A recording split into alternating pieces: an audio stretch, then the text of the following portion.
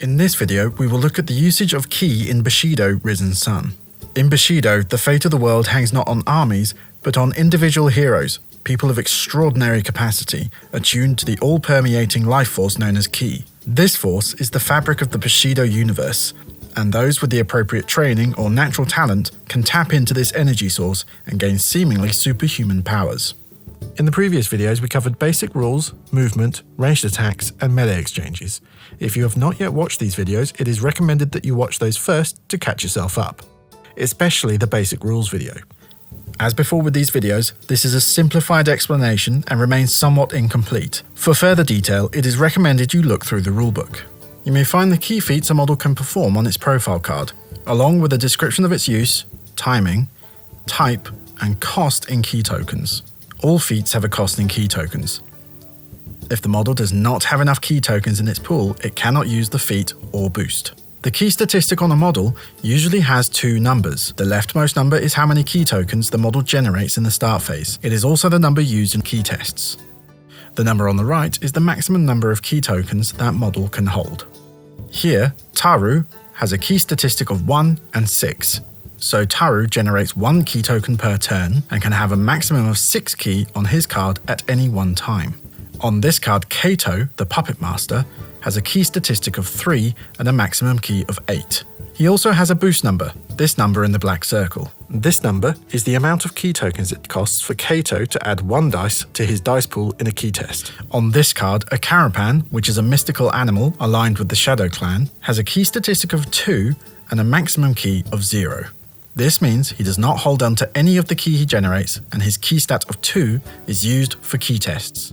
So let's take a look at how to read key feats descriptions. When a key feat can be used is determined by the following set of symbols. Instant.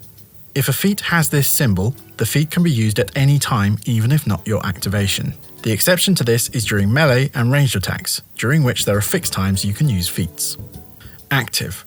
Feats with this symbol may only be used when the model's controller is the active player, and may be used at any time during your activation, even if it is not the activating model, but with restrictions during melee and ranged actions.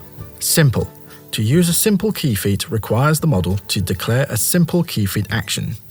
This means that simple key feats can only be used when that model is activating.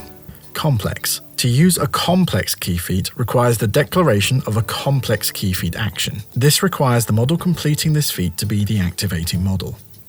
Key targeting. There are different means by which a feat affects models defined within the description by the following. Personal. This feat targets the model itself only. Target. The key feat affects a specific model within X inches. If not in range, the key feat fails, but key is spent anyway. Aura. A 360-degree circular area extending from the model, defined by the distance stated in the feat. The feat affects models within the aura until the end phase of that turn, or until the model emitting the aura is removed. Pulse. The key feat affects a 360-degree area around the model, much like an aura would. A pulse ends at the end of the activation in which it was activated. Special. This key feat is unique in some way. It will be further described on its card. Opposed key feat. The key feat will require an opposed key test with the targeted model to be successful. If successful, the feat will take effect. Key limitations. Often there is a limit on when, where, and how often a key feat can be used, usually using the following. BTB. Cannot be used while in base-to-base with the enemy. No movement. Cannot be used if the model moves and/or restricts the model from moving that activation. Once per turn. This feat may only be used once per turn by this model. It's good practice to mark this box when the key feat has been used that turn. Once per game. This model may only use this key feat once per game. Again, mark the box when it is used, so as not to use it again accidentally. This should give you a basic idea on how to read key feat descriptions. Next, we will look at some key feats and use the above to define how they work. Ryuhobo, a Tengu Shisei, has 2 key feats, so reading left to right, we can see that his cleansing feat has a variable key cost of X, needs a complex key feat action, it's a pulse feat with a variable range of X inches, and finally, cannot be used while in base-to-base with an enemy model. His healing touch feat is, from left to right again, a variable key cost. This time, it's a simple key feat action. The feat must target a model in base-to-base with Ryuhobo, but cannot be used while he is in base-to-base with an enemy model. Yim, a monk of the Rokan Temple, has 2 key feats he can use on his profile. Reading from left to right, starting with Fists of Iron, the cost of the key feat is a variable X. The feat may be used when the controlling player of Yim is the active player and has a range of personal, so only affects Yim. His second key feat, Iron Arm, has a cost of 3 key tokens, is an instant key feat, so can be used at nearly any time, and a range of personal, so again affects only himself. The Penanggalan, a yokai allied to the cult of Yurei, has 2 key feats. Asp Strike, reading from left to right again, requires 2 key tokens to use, can be used at nearly any time as an instant, and is range personal, so only affects itself. The Hypnotic Gaze feat, left to right, costs 2 key tokens, requires the use of a simple key feat action, must target a model within 12 inches and line of sight of the Penanggalan. The feat requires an opposed key test with the target model, cannot be used while in base-to-base with an enemy model, and may only be used once per turn. Finally, Daisuke, a Shisei in the prefecture of Ryu, also has 2 key feats. The Prayer of Healing costs 2 key tokens, may be used while Daisuke's controlling player is the active player, has an aura of 6 inches, but cannot be used while Daisuke is in base-to-base with an enemy model. His Prayer of Purification is a 2 key token cost, is an active feat, targets only himself, and cannot be used in base-to-base with an enemy model.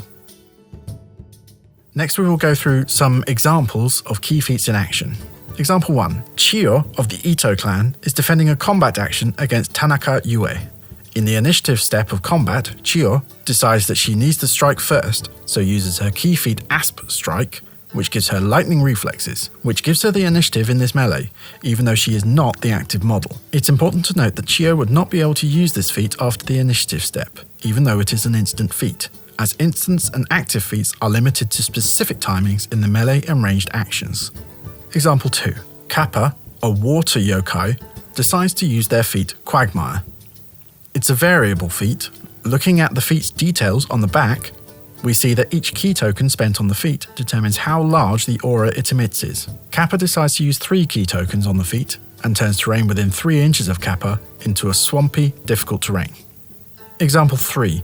Makoto of the Shadow Wind clan decides to use her feat Distraction to turn Tsubaki of the Silver Moon Syndicate around in order to allow Karasu a chance to surprise Tsubaki and gain an advantage in combat. So, at the beginning of the Shadow Wind player's activation, they declared that Makoto will use her active feat Distraction. Measuring the range, we can see that Makoto is in range and line of sight of her target.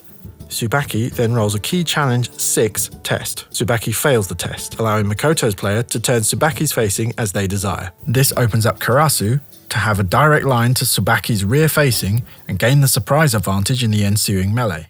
With any luck, you should have a good idea of how key feats work in Bushido. Thank you for watching this video series. Hopefully it has given you a good basis to go forth and learn how to play Bushido Risen Sun.